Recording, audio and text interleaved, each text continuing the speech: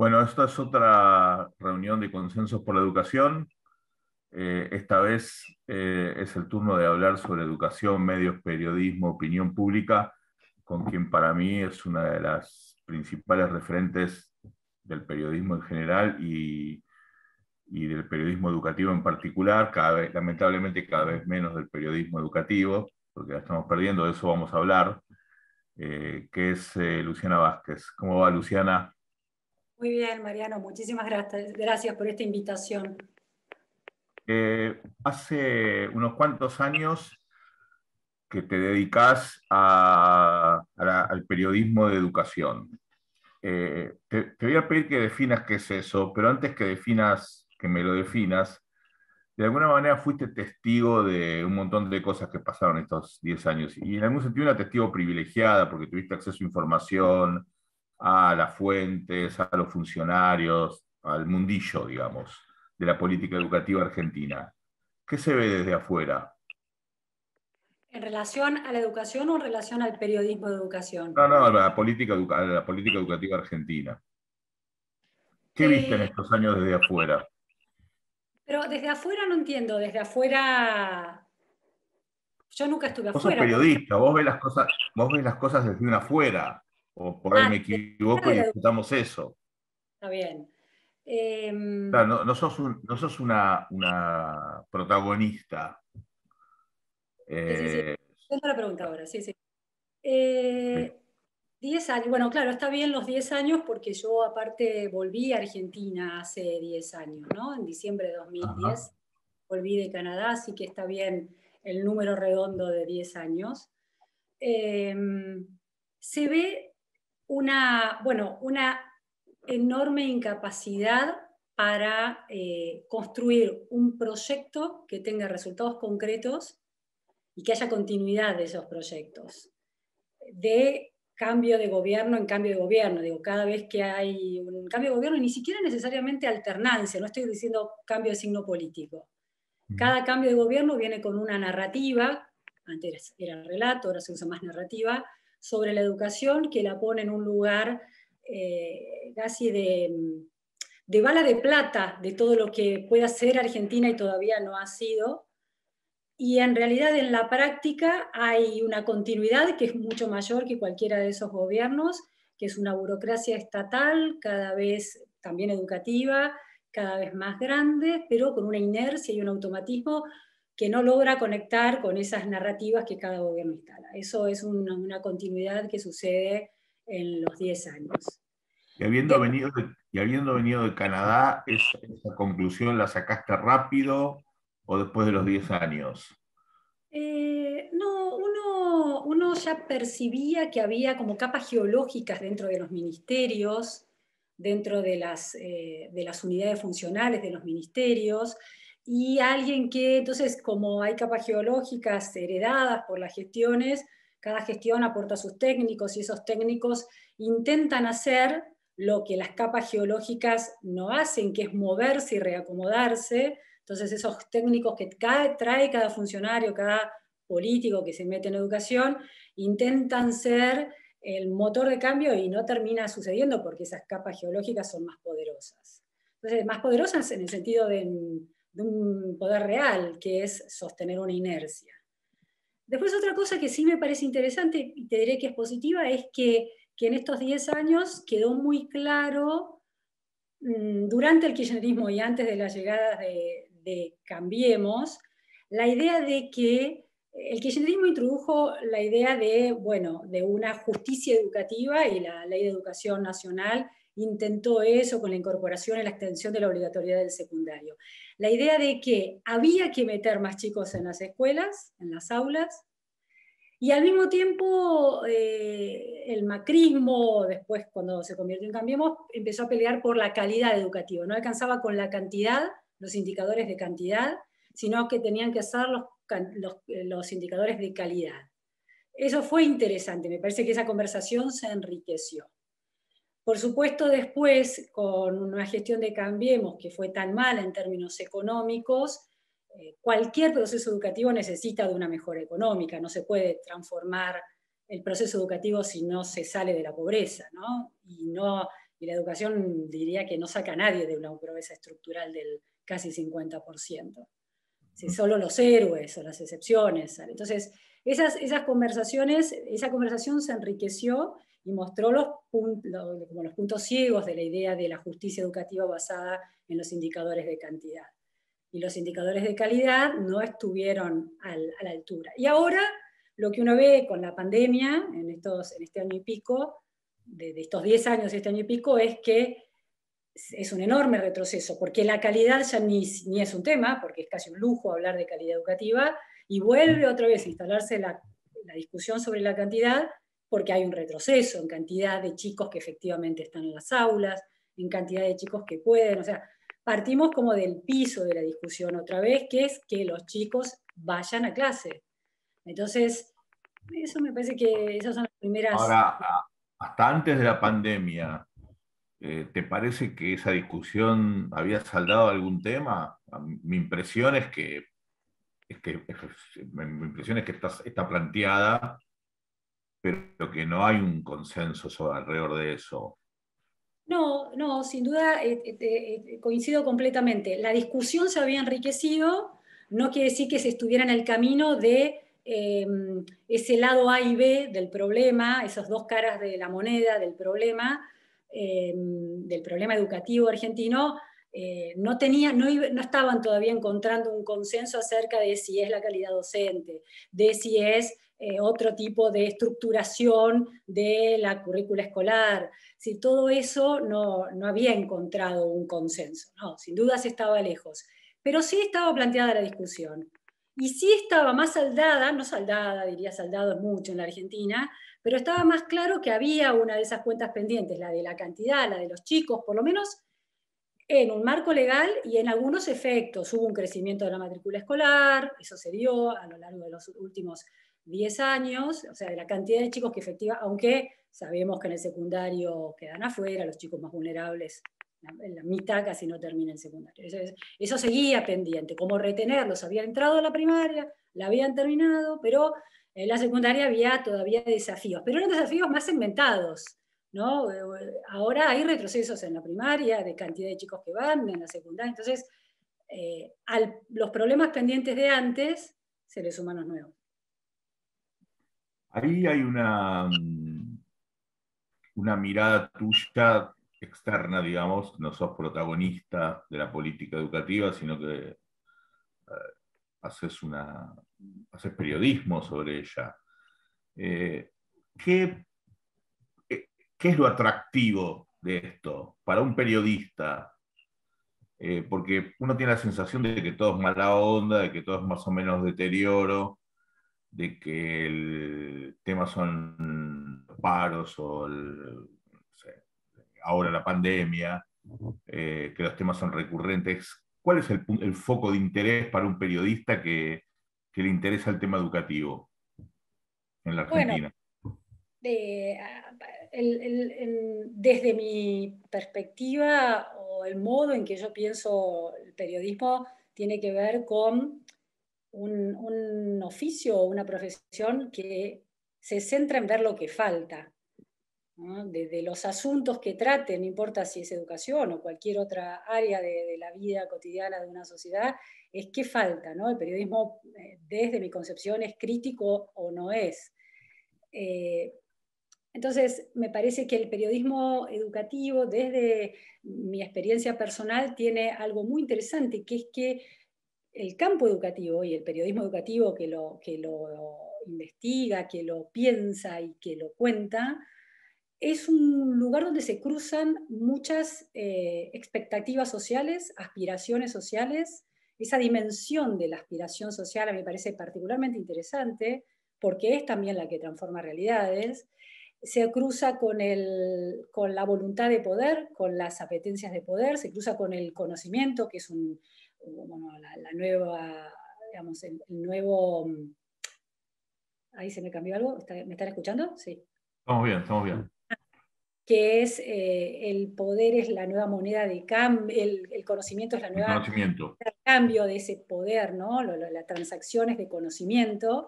Entonces, me parece que en la educación se depositan todas esas maneras de mirar la realidad, las aspiraciones de las clases medias o de los sectores vulnerables, las aspiraciones de aquellos que detentan el poder y construyan una élite, y cómo la educación es un mecanismo de distinción social en todos esos casos. A mí esas cuestiones me parecen particularmente interesantes, y la calidad educativa, ¿qué es la calidad educativa? Es efectivamente la posibilidad de incorporar nuevos conocimientos complejos y poder revelar o develar cuestiones de la sociedad, o es un signo, es una señal de posesión de cierto capital social, que cierto capital cultural.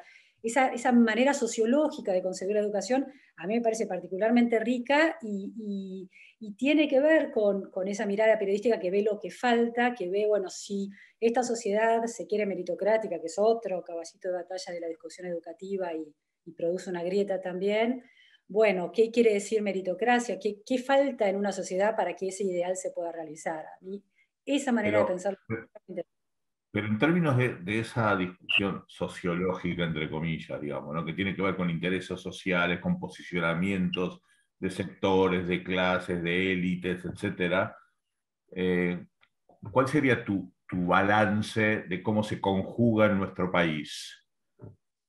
¿Cuál es la resultante de eso? Eh, a mí me parece que preguntas, esta es una pregunta muy estructural. A ver, me parece Si querés que si querés te pregunto otra cosa, no, no hay me problema. está más fácil eso. Esto es No, no, periodismo on demand. no, porque es una pregunta súper compleja. Me parece que hay un discurso políticamente correcto de el peso que la educación tiene para la sociedad argentina, ¿no?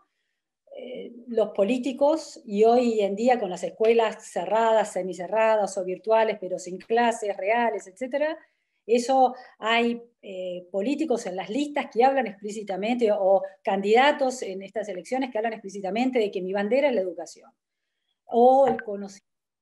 Entonces, es una enunciación políticamente correcta. Hoy en pandemia, machea más con una realidad que está más instalada, esa necesidad educativa, porque es algo que está faltando.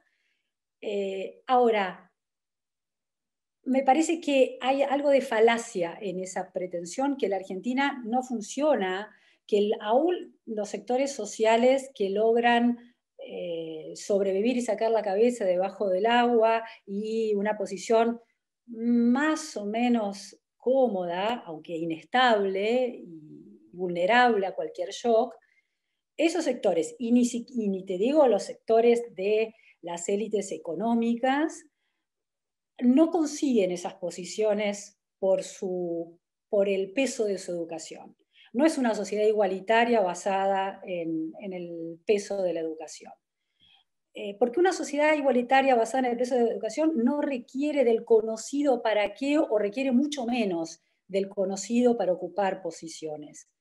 Y la Argentina se ha convertido en un lugar, una sociedad que ha consolidado la red de contactos como la vía de ciertas ubicaciones, la herencia cultural de los padres para conseguir los lugares. No es la Argentina de los inmigrantes, que se hicieron un buen porcentaje de ellos se hicieron un lugar, le hicieron un lugar a sus hijos enviando a los chicos a la escuela, por lo menos una parte, ¿no? Porque sabemos que la escuela era bastante restrictiva, la escuela secundaria en esos momentos, pero la escuela primaria fue absorbiendo a esos chicos, y con esa escuela primaria se las arreglaron bastante bien esas generaciones, ¿no? Y un porcentaje menor además con la escuela secundaria y la universidad.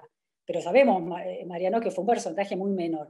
Pero de todas maneras era una carta de ciudadanía a cierta aspiración. Eso quedó muy atrás en el tiempo, y comparativamente, mira, yo te voy a contar una anécdota que me parece, que siempre recuerdo de mis años en Canadá. Yo llegué Vale. a Canadá como un inmigrante más cualquiera, haciendo todo el proceso, ¿no? ¿Y cómo conseguía trabajo en Canadá? No iba con un trabajo a Canadá. Iba sin trabajo, con unos ahorros para unos meses y sin trabajo. Entonces, la sociedad canadiense, para procesar inmigrantes, no importa el origen de esos inmigrantes, el origen de qué país vienen, Ujú. tiene una red de organizaciones, de ONGs, que en parte son financiadas por el Estado y además por donaciones, etc. Y una red muy ramificada de muy diversas organizaciones, cuyo trabajo principal es que los inmigrantes vayan ahí, aprendan a hacer un currículum al modo canadiense, que no es lo mismo que un currículum al modo argentino, no se pone la foto, no se pone la edad, no se pone si tenés hijos o no, si estás casado o soltero. O sea, toda esa información es impropio y es ilegal que te sea Ujú. requerida en un... Entonces, aprender a moverse en ese espacio de búsqueda de trabajo. Está institucionalizado el modo en que llega una masa inmigratoria y es recibida, anónima, y es recibida por un Estado que monta además a través de la financiación parcial de organizaciones sociales esa maquinaria. Bueno, entonces yo empecé ese curso en Neighborhood Link, se llamaba la ONG, que eran, ponerle 3 semanas de curso, había gente del África, había chinos, y el contrato es que nadie puede hablar otro idioma que el inglés, mientras está en las clases, no se impide como el confort de encontrarte con un paisano, con un Patriota. conciudadano, Ok. ¿viste? Un compatriota, eso. Entonces, el inglés de muchos era muy precario, pero había y había técnicas para búsqueda de trabajo, ¿no? Técnicas muy específicas. Y una de ellas es una técnica que en Norteamérica, ese mercado de trabajo, Norteamérica quiere decir Estados Unidos, Canadá, es un mercado de trabajo que no se piensa como un stock, es un flujo continuo, entra, sale gente, vuelve a entrar. Entonces, había una serie de técnicas y una era la cold call, la llamada en frío. La cold call era, vos con el profesor, el coach, escribías una especie de guión de quién eras para presentarte para alguien del mercado canadiense, de tu rubro, periodismo, editoriales, etcétera. Te daban un listado enorme de gente y vos elegías a quién llamar.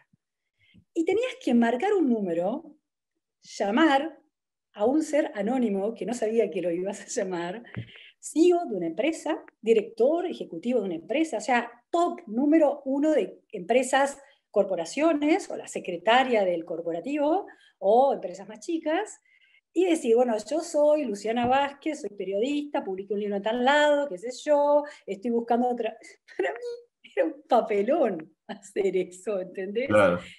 Me daba vergüenza. Y lo único que vos contabas ahí eran tus 5 atributos. Te estabas de alguna manera promocionando, vendiendo como un profesional interesante para el mercado. Había ingenieros, había médicos, había gente sin profesión, estaba yo también, o sea, gente de distintos niveles profesionales, con distintas historias, algunas durísimas. Bueno, tuve que hacer eso, papelón total. Yo dije, bueno, voy a buscar unas empresas chiquitas porque esto me da mucha vergüenza. Y busqué una, no sé, una empresa. Pará. ¿No? ¿Por qué te da vergüenza? ¿En qué te da En la vergüenza? Argentina esto no se hacía de llamar a un desconocido y decir, hola, menganito, me llamo tal, Ah, tal y tal. déjame entender mejor. Es como que da cara dura. A ver, yo tenía 38 años en ese momento. Ujú. Eh, tenía una larga experiencia en el mercado laboral. Ninguno de mis trabajos los había conseguido levantando un teléfono y que alguien me atendiera. En la Argentina, si vos levantás un teléfono y discás el teléfono de un CEO no te atienden. O sea, no te atendían en esa época. Tenías que llegar a través de... La idea de mandar un currículum en el periodismo era difícil en esos años. La idea de que alguien anónimo, el director, el secretario general de la Nación me podía atender, no existe hoy tampoco eso, no sucede O sea, en esta... tu punto es que en nuestra sociedad es una sociedad donde priman los contactos, Totalmente. donde priman las redes, donde priman los conocimientos, los lazos de sangre, de familia, de country Que o de fuiste, barrio.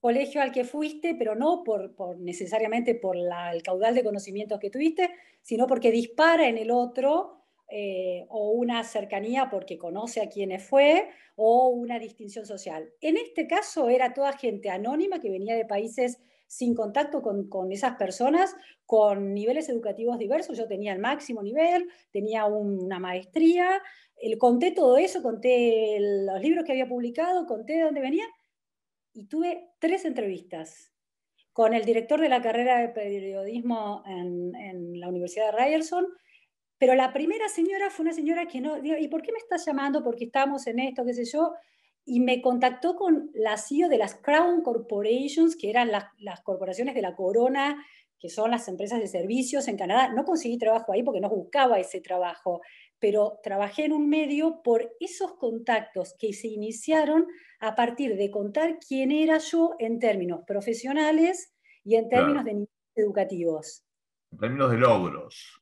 En términos de logros personales, educativos y profesionales en un país de extraños, en una ciudad donde la mitad es inmigrante.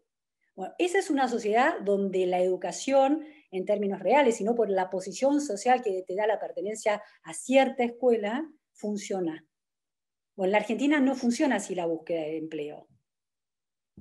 Salvo quizás en industrias En muy, nichos. muy estructuradas, un ingeniero en petróleo, bueno, es otro tipo, pero digo, en términos generales no, es muy difícil que funcione así. Entonces, de alguna manera, lo que habían hecho los canadienses era institucionalizar, crear el primer piso de contacto a partir de esos logros personales. En la Argentina no está institucionalizado eso para masas de personas anónimas. Ahora, el punto interesante de lo que planteas, bueno, hay dos puntos. Uno es la idea de una sociedad o de una cultura basada en identidades no performativas, sino no en qué hiciste, sino en quién sos. Y la segunda, que me parece más brutal también como conclusión, es que lo que vos estás diciendo es que la educación ya en sí misma no distingue. En todo caso, distinguirá si fuiste a tal colegio o a tal otro colegio. O distingue varias cosas ahí.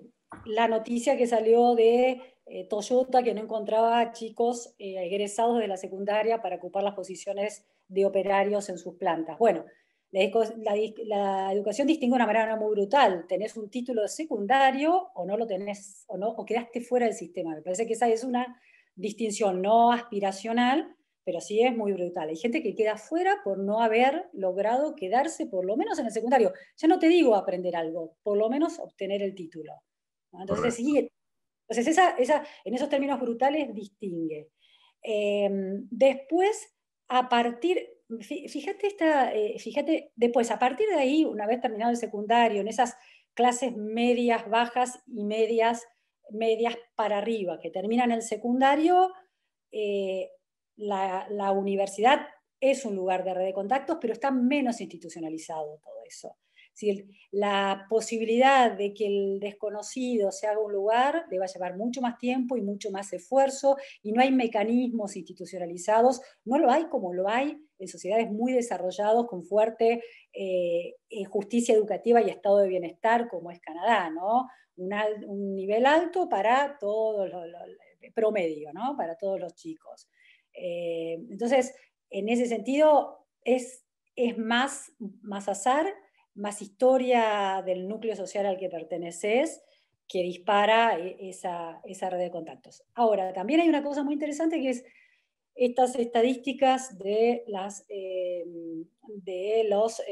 la cantidad de chicos graduados, la matrícula de chicos de secundario en Chile comparado con Argentina. No tengo fresco las últimas, pero me acuerdo de las de 2010. En el tercil de más altos ingresos de los chicos chilenos del secundario, a los 19 años, que es cuando, bueno, terminaron de dar los finales que debían, ¿no? Los que tienen el título secundario llegan al 91%, 93%. En la Argentina en ese momento era el 75%. En el nivel, en el tercil más alto. Es decir, hay aún en quienes tienen la posibilidad de graduarse de la secundaria y usarlo como escalón para una carrera educativa futura de mucha exigencia, en ese tercil que tiene la vida económica más que resuelta, la apetencia por el título como moneda de cambio para ascender en la vida profesional es mucho menor que en la sociedad chilena. Eso es Ahora, muy ahí interesante. estás planteando un problema eh, que vos dirías que es muy complejo, pero yo lo resumiría de la siguiente manera. dos sociedades relativamente parecidas, Chile y Argentina, mismo idioma, mismo, si bien Argentina tiene una historia de mayor desarrollo económico que Chile, Chile progresando mucho más en ese sentido. Hay una cultura política entonces, una cultura, una identidad propia de los estudiantes, de la familia, de los docentes, de los políticos, que hace que en la Argentina no haya este tipo de, o no se construya a partir de la educación este tipo de identidad, como el que estás planteando.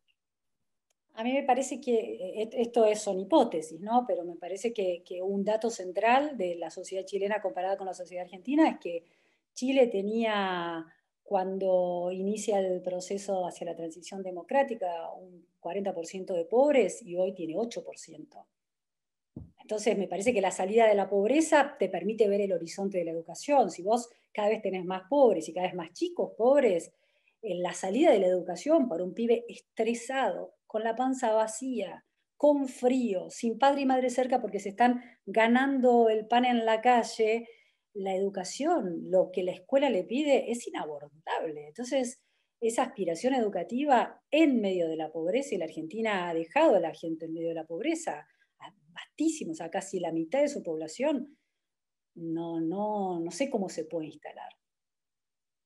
Chile tuvo No salida del sabes, esclavo, no no, sé, digo, no sabes. Chile, claro, Chile digo, sacó a gente de la pobreza y construyó una élite que ahora está pagando algunas consecuencias de eso, pero una élite socioeconómica con mucha apetencia educativa. La élite chilena es una élite muy formada, con experiencias en el extranjero casi como por default, ¿no? Con experiencia educativa en el extranjero, de maestría y de doctorado, y conduce ese proceso.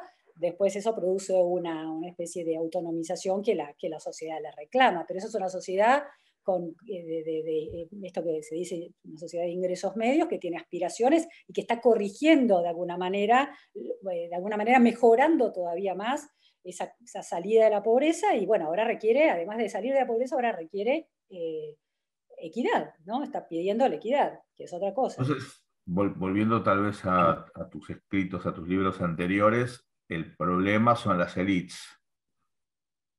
Me parece O sea, perdón, vos me decís, los pobres están en una situación tremenda. Ok, esos no van a reaccionar.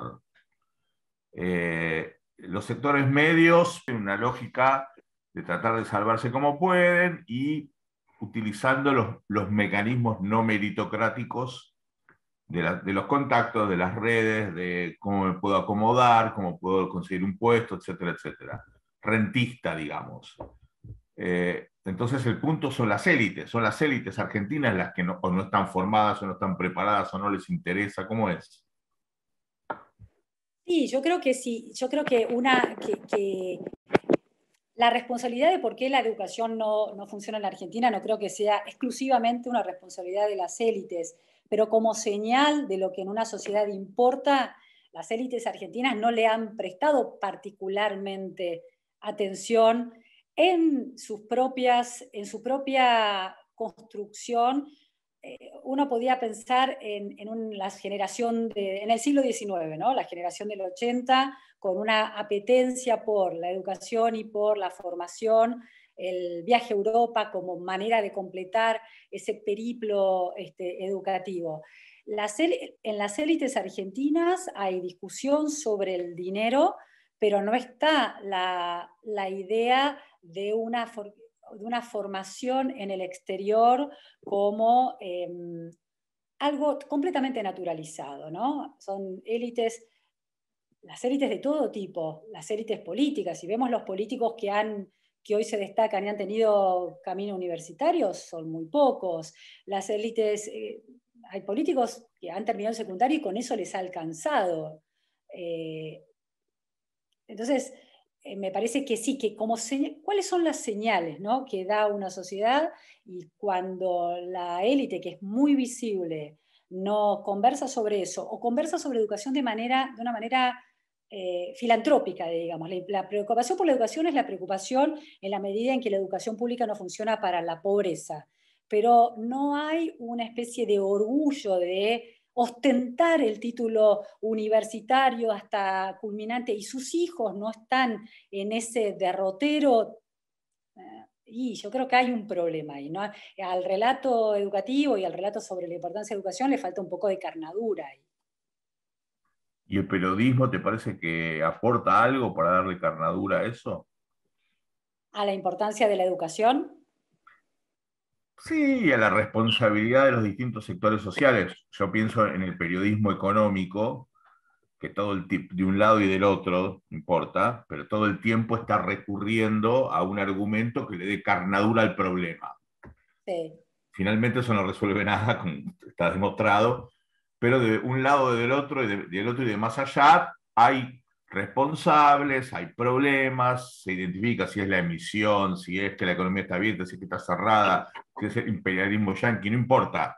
Pero hay una identificación, por parte del periodismo hay una identificación concreta de acuerdo al sesgo ideológico, al sesgo, bueno, a la inclinación ideológica del periodista, del medio, de lo que sea. ¿Existe un equivalente respecto de eso en educación? No, a mí me parece que el periodismo educativo es un periodismo muy subdesarrollado, un periodismo que le cuesta, que todavía tiene muchísimo para crecer y que comparado con otros campos periodísticos como el político o el económico, está mucho menos trabajado, profundizado, estructurado, no ha encontrado sus géneros, no ha encontrado sus variables, no ha encontrado el modo en que eso le interese a la gente. Es un déficit de periodismo educativo muy grande. Pero eso Porque no sería una consecuencia del el desapego de las élites en relación con esos temas.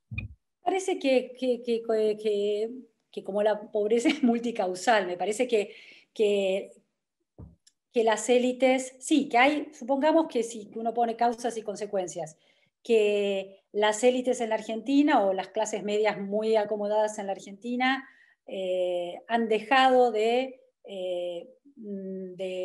depositar esa, esa narrativa personal en su educación. Es decir, los hijos de los ricos en Argentina, salvo muy contadas excepciones, no se preocupan básicamente por esos grandes títulos universitarios. Eso, no hay una generaciones tras generaciones de universitarios, eso se ve en la élite chilena. ¿Sí? Entonces, eso es cierto. Ahora, yo lo que creo que por qué el periodismo argentino no encuentra eso, no encuentra dónde, digamos, dónde encontrar esa carnadura por varias cuestiones, porque el asunto educativo es un asunto de largo plazo, ¿viste? No tiene una crisis que te afecta al bolsillo, vos pensás que lo resolvés con esto que planteó de movida Jaime Echeverry en la tragedia educativa, que vos pensás que siempre tu problema educativo lo resolvés con la decisión sobre a qué escuela mandás a Igual. tu entonces, bueno, la inflación no la resolvés comprando en el supermercado porque siempre te gana. Bueno, yo encontré la escuela donde va el colegio, el que va mi hijo, y ya lo resolví durante todo el secundario y toda la primaria. Bueno, entonces es distinto eso. Te lo podés sacar un poco de la cabeza una vez que tomaste esa decisión crucial en X años. Después sí, me parece que el relato de la aspiración meritocrática es un relato con mucha carnadura. Por eso se vuelve cada tanto a la idea de el chico esforzado que salió de la villa y pudo a pesar de todo. Es decir, ahí hay un relato de un héroe. El relato del héroe siempre es atractivo. Por eso se persiste en la Argentina. Ahora, es un relato al que hay que contextualizar, que profundizar, que reponerle variables, de si eso es una salida social o no. Me parece que ese es un punto de partida y sería una buena excusa para encontrar problemas más, más estructurales de la sociedad. Entonces, por un lado sí, creo que la educación dejó hace mucho de ser un asunto, pero porque le ganaron otros. Porque si vos tenés un país donde va creciendo la pobreza, por más que la élite se vaya a formar afuera, y la conversación educativa todavía no le llegó el momento, de alguna forma, ¿no? Entonces, me parece que eso otras sociedades lo tienen más resuelto, ¿no? Pero, está bien, pero volviendo un poquito para atrás, el, uno lo que ve, yo como consumidor de periodismo volcado a la educación y en mi carácter de opinator, que no es menor, opinator educativo, lo que uno ve es como una falta de agenda de los medios respecto de la educación. O sea, vos en economía tenés tipos que siguen temas, en justicia, en política, eh, que siguen porque están formando y porque de alguna manera crean una audiencia sobre eso. O sea, porque en un determinado momento el periodismo económico dijo que el riesgo país era algo muy importante. Y ahora en los portales está riesgo país 1710 puntos con una flechita verde para abajo o para arriba, no sé yo. Eso no se ve en el campo educativo. No esa Las simplificación, pruebas sino PISA, esa las agenda. pruebas PISA, digamos, las pruebas PISA generaron un carril de periodismo educativo, ¿no? Y un interés de la gente. Ahí se encontraron una serie de indicadores de riesgo país, como vos planteás. Pero claramente no existe eso. No, es esto que ni indicadores ni géneros cultivados por firmas que se conviertan en las referentes de esa manera de ver el asunto educativo, ¿no? El hecho educativo. Y eso no pasa porque es como el cuento bueno, el huevo y la gallina, ¿no? La historia del huevo y la gallina, qué está primero, qué está después, pero lo cierto es que los temas educativos, en términos de encuestas, la gente como preocupaciones no las pone en los lugares primarios. Siempre históricamente han estado en el sexto o séptimo lugar. Primero está la inseguridad, la inflación, el desempleo, la corrupción, etcétera, y después aparece quinto, sexto la educación. Después, o sea, hay un desinterés particular por esta cosa que decíamos, porque la gente resuelve su problema educativo, cree resolver su problema personal, ¿no? Después, eso genera, entonces eso, si eso es causa o consecuencia, pero eso está en paralelo con un desinterés comercial. Los suplementos de educación que se han intentado en distintos medios a lo largo de los años no logra,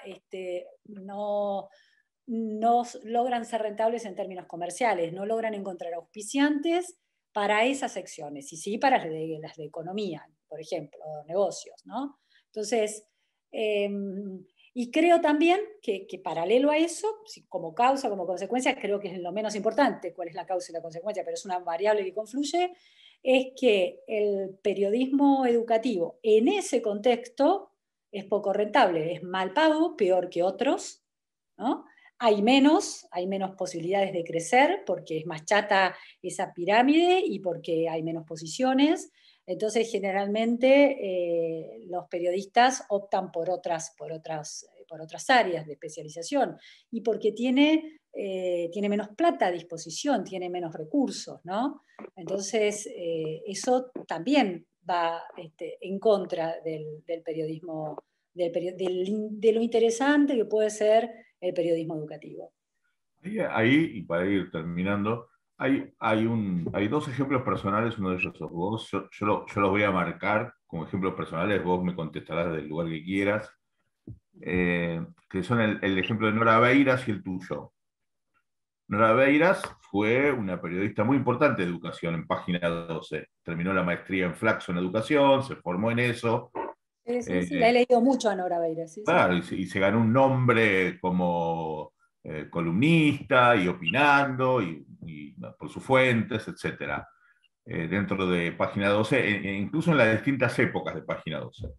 Y el caso tuyo, similar, sobre todo en estos últimos 10 años, por tu formación, por tu interés en la precisión, en los datos, por ahí es un costado distinto al de Nora, pero también, ahora, en ambos casos, lo que encontramos es que las dos se van de educación, no sé si es definitivamente se van, pero que, bueno, Nora ya está dedicada al periodismo político y de hecho ya dirige el diario, Claro. lo cual uno podría pensar que educación no está tan mal, empezar por ahí. Y también el caso tuyo. Es cierto que hay periodistas deportivos que terminan haciendo el mismo camino. Yo no lo estoy planteando como un ejemplo solo de educación. Lo que pasa es que en educación son poquitos o poquitas ¿Cómo lo Ese, ves?